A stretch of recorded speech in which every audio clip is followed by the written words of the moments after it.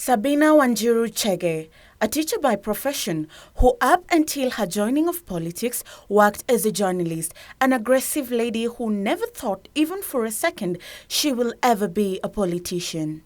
Her political career took a different twist when she was selected in the Parliamentary Education Committee and even elected chair, a huge responsibility which has both been challenging and rewarding in equal measure. The reasons why the students actually go on strikes, they are different reasons. It's not the similar. The only thing I've seen is that it is not something that just happens overnight.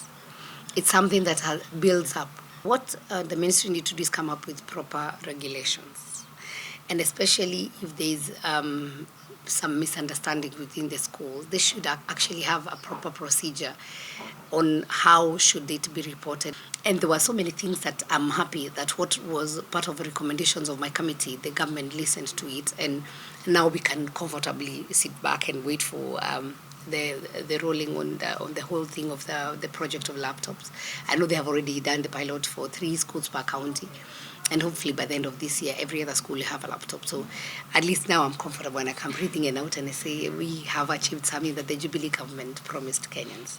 Having won the Women Rep Fund petition in court and allocated at least 4.5 million per county, Sabina is out to invest the money on education, women, the youth and the disabled in Murang'a County. I think the first thing I did is education. I'm in education, and I did give bursaries. I gave over 360 students bursary, that is the ones who in secondary schools and some in the universities and technical training institutes. I also give scholarships. I've also been giving water tanks to our primary schools because personally I carried a jerrycan when I was going to school.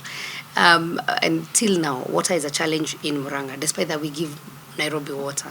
Even though they won the petition, Sabina says there are still many hurdles against women, but all is not lost. Sabina is optimistic that things will change for the better. Through it all, Sabina has learned to strike a balance between work and family. She has also learned to appreciate herself as a woman and found ways to make herself happy.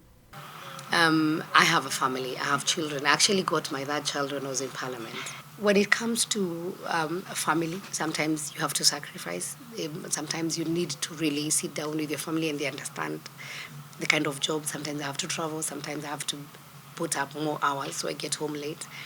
And when then I'm available, then I just decide to sit in the house and sit at home or just take a holiday and just stay with my family.